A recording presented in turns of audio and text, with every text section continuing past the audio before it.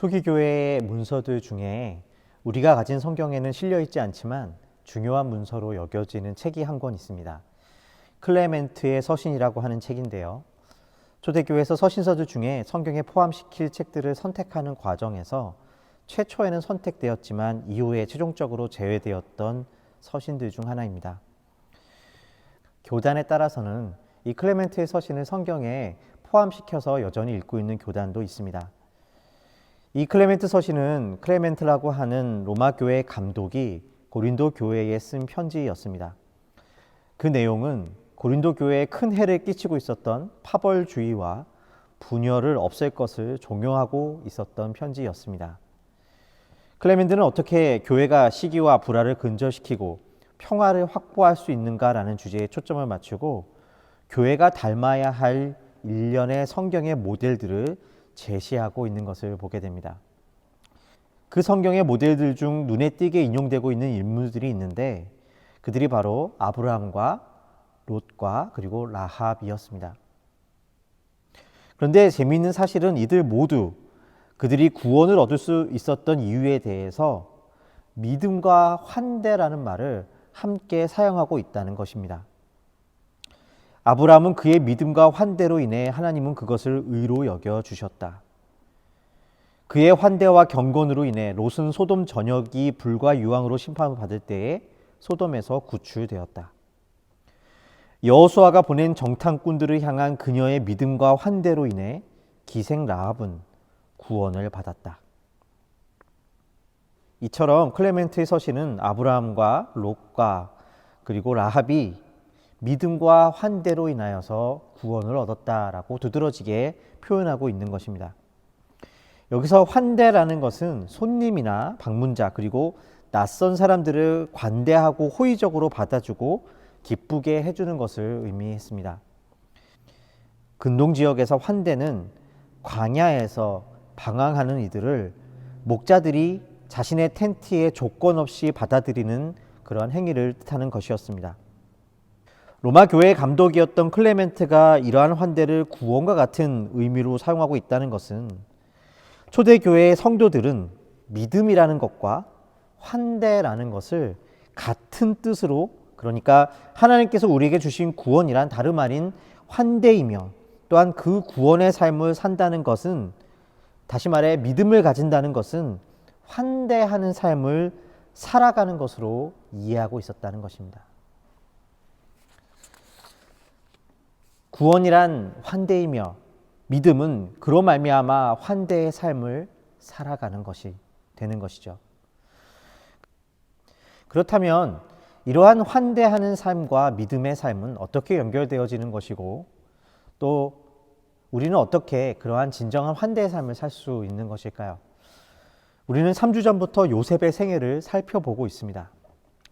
오늘은 그동안 나누었던 요셉에 대한 말씀을 종합하는 말씀이 되지 않을까 합니다. 우리는 요셉의 생애가 요셉 한 사람의 인생 성공 스토리가 아니라 사실은 요셉의 아버지 야곱과 그의 형제들의 회복에 대한 이야기라는 것을 보았습니다. 그것은 하나님께서 환대하는 사람으로서의 요셉을 지으신 이야기였습니다. 요셉은 자신을 판 형제들을 용서하였을 뿐 아니라 그들을 오늘 말씀에 기르겠다라고 말하고 있습니다. 환대의 사람이 된 것입니다. 그런데 요셉이 환대의 삶을 살게 되었다는 것을 이해할 때 우리는 결국 그가 이기적인 사람에서 이타적인 사람이 되었다 정도로 이해하기 쉽습니다. 그러나 그것은 요셉의 겉모습의 변화만을 이야기하는 것에 그치는 것입니다. 요셉의 가장 큰 변화는 자신의 인생의 주인이 자기 자신이라는 것에서 이제 하나님께 초대된 손님이라는 사실로 변화된 것에 있었습니다. 이것이 결국 그를 환대의 사람으로 그리고 영적인 사람으로 만들어낸 중요한 진리가 된 것이었습니다. 이 말은 다른 말로 하면 자신의 삶을 환대하고 계신 하나님 앞에 눈뜨게 되었음을 의미하는 것입니다. 요셉의 이러한 변화를 아주 결정적으로 보여주는 장면이 바로 오늘 말씀에서 보여주는 형제들을 용서하고 있는 모습입니다. 우리는 형제를 용서하는 요셉의 모습을 보면서 그가 참 인격적이고 훌륭한 사람이구나 생각할 수 있을 것입니다. 그래서 용서란 좋은 것이지 정도로 생각할 수도 있죠. 그러나 오늘 말씀에서 성경이 말하는 바 이러한 용서는 그저 있었던 일을 없는 일로 셈친다는 의미로서 좋은 게 좋은 것이라는 의미보다 더 깊은 의미가 있는 것입니다.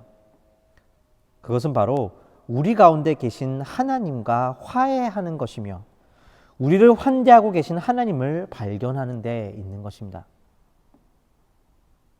오늘 말씀에서 요셉의 아버지 야곱이 죽자 형제들과 장례를 치르는 장면을 보여줍니다.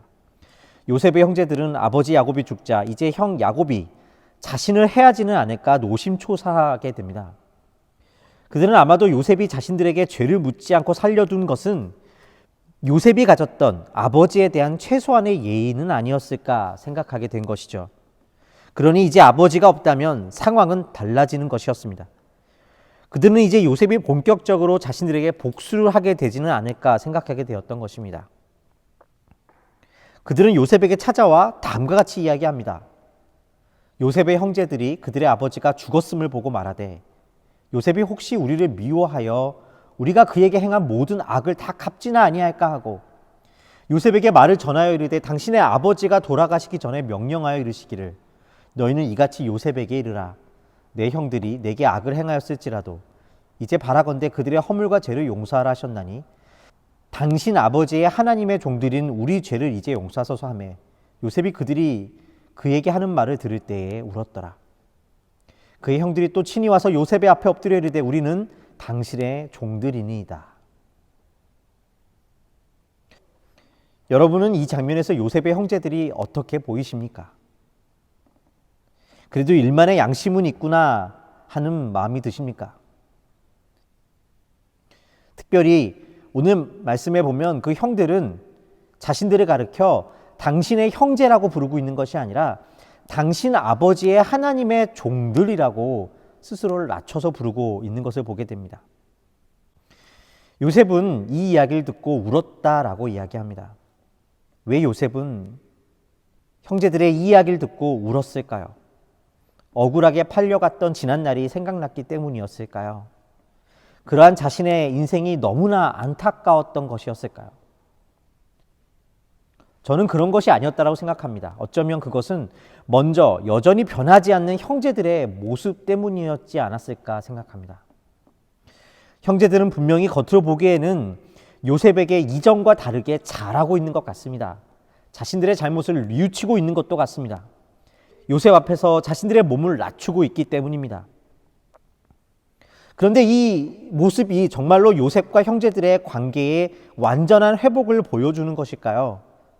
도리어 이 형제들의 모습에서 그들이 아무것도 변하지 않는 것을 보여주는 것은 아닐까요?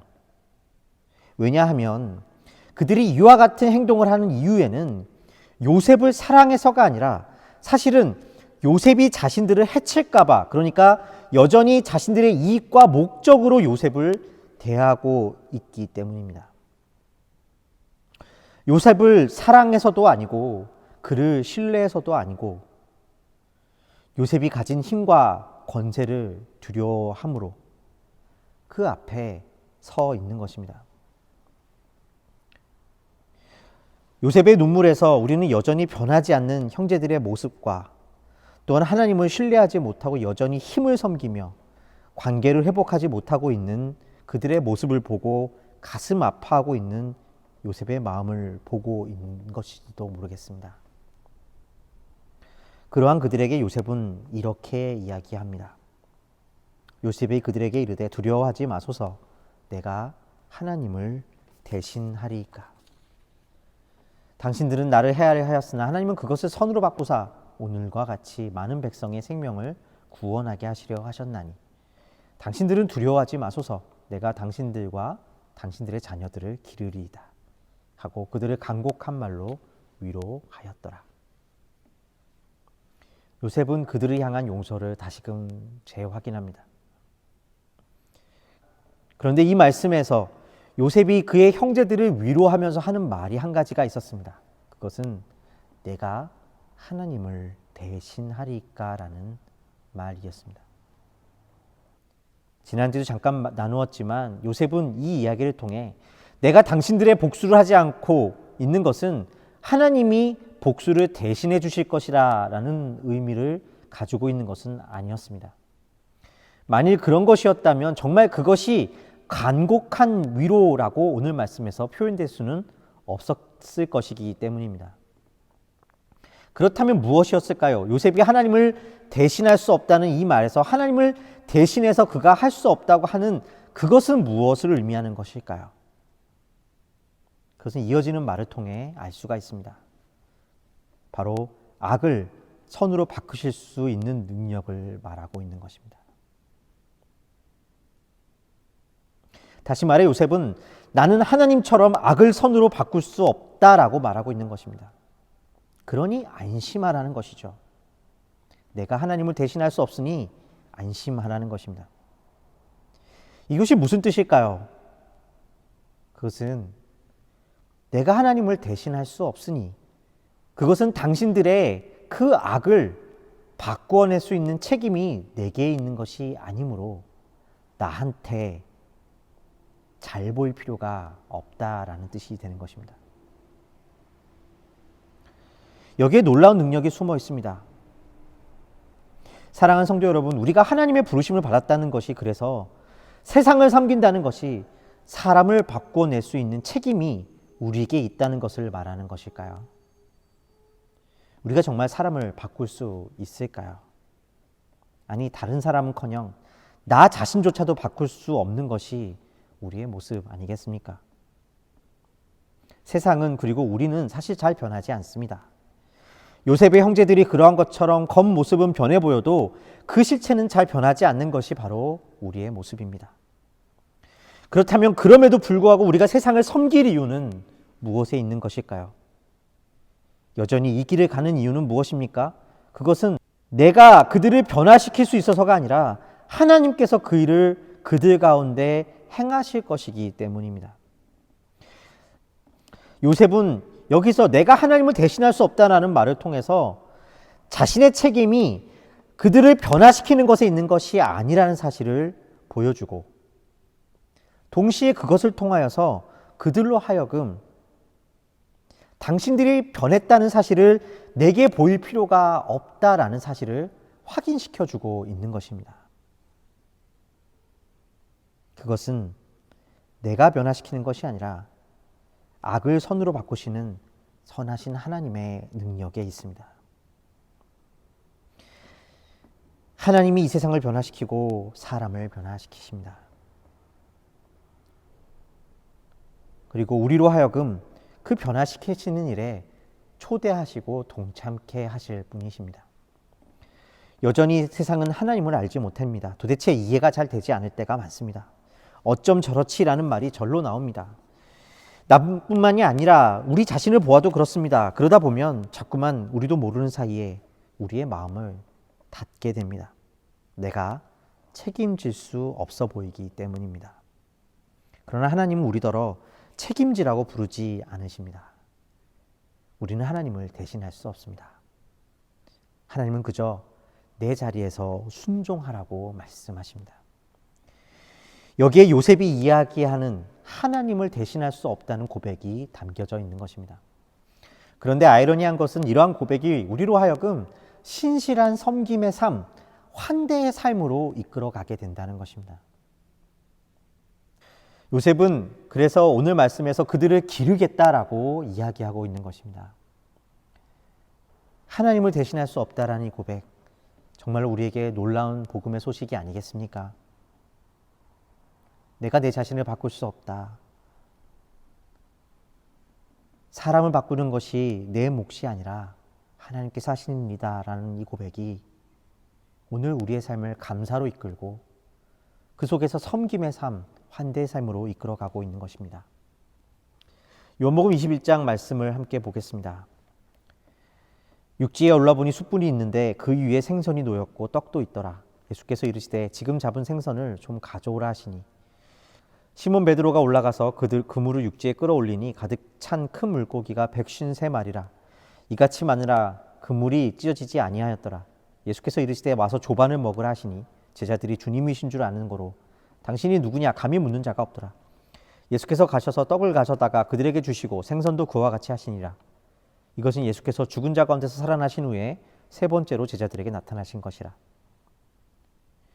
베드로 앞에 부활하신 예수님이 나타나셨습니다. 오늘 말씀에 예수님은 제자들을 향하여 상을 차려주고 계십니다. 재미있는 사실은 상은 원래 제자들이 스승에게 차리는 것이라는 것입니다. 그러나 예수님은 제자들에게 상을 차려주십니다. 그리고 나서 주님은 그 자리에서 베드로를 목자로 부르고 계십니다. 무슨 의미일까요? 우리가 주인공이 아니라, 우리가 주인이 아니라 우리 또한 하나님의 잔치에 초대받는 손님이라는 의미입니다. 이러한 삶이 또한 우리로 하여금 다른 이를 초대할 수 있는 인생으로 살게 해주는 것입니다. 사랑하는 비전교회 성도 여러분, 흉년을 맞이한 애굽처럼 오늘 우리가 살아가는 시기는 재난의 시기입니다. 이 어려운 시기를 살아갈 때 여러분과 저는 우리 자신만을 챙기기도 빠듯하게 느껴질지도 모르겠습니다. 때로 누군가를 돕는 것, 봉사하는 것조차도 더덥게 느껴지기도 합니다. 왜냐하면 그 일을 통하여서 우리 자신에게 실망하기도 하고 또한 그 일을 통해 변화가 일어나지 않는 것 같을 때가 있기 때문입니다. 그러나 우리의 봉사와 섬김은 나를 변화시키거나 그들을 변화시키는 것에 있는 것이 아니라 하나님께 있습니다. 우리는 하나님을 대신하지 않습니다. 우리 모두가 하나님께 초대받는 손님임을 기억하십시다. 그리고 이 은혜 안에서 기쁨으로 살아내십시다. 그 속에서 참된 환대를 경험하고 또한 세상이 이 환대를 우리를 통해 경험하게 될 것입니다. 함께 기도하시겠습니다. 고맙고 감사하신 아버지 하나님, 우리를 환대의 삶으로 초대하여 주셔서 감사합니다. 주님, 우리가 환대의 삶을 살아간다는 것이 다른 사람을 책임지는 인생이 아니라 사실은 하나님께 맡겨드리는 인생인 것임을 깨달아 알게 하여 주시고 그것을 통하여 역설적으로 우리가 신실하게 이 땅의 섬김을 삶을 살아가며 또 이 땅에 많은 환대가 필요한 광야를 배회하는 것 같은 영혼들이 조건 없는 신실한 은혜를 경험하게 하여 주시옵소서. 요셉을 통하여 우리에게 보여주신 그 하나님의 은혜에 감사를 드리옵고 우리 주 예수 그리스도의 이름으로 기도하였습니다. 아멘.